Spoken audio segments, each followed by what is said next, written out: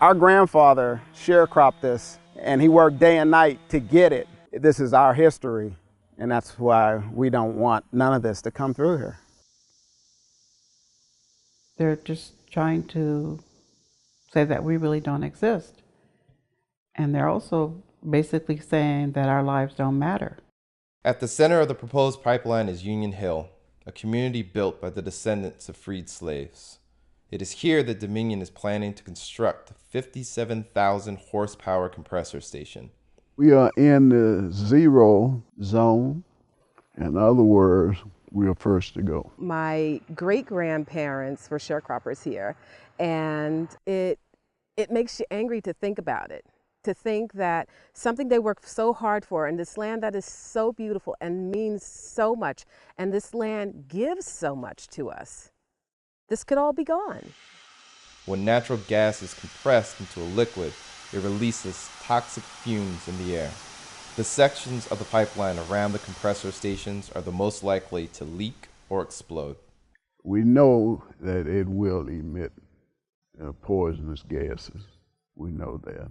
And we know that it will definitely contaminate the water. They don't look at what happens when they do a blowdown, which means a lot more is put into the air, which is when a lot of people do get sick. It's after these blowdowns. Residents and activists paddled along the route of Dominion Energy's Atlantic Coast Pipeline.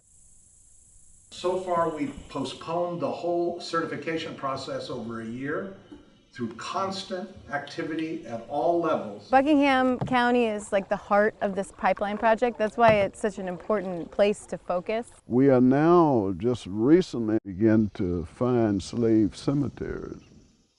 That's where a lot of the freedmen names came from, which include the LAURY name, Claiborne, Austin,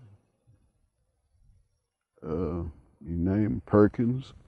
We want to pass this land down to our family. It went from my great-grandmother, my grandmother, my mother, myself.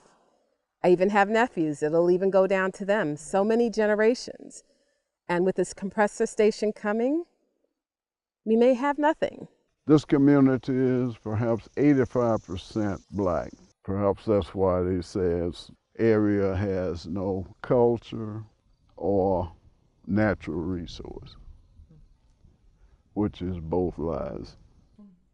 After 3 years of being dismissed at public hearings, residents are preparing to escalate their protests of environmental racism and the Atlantic Coast Pipeline.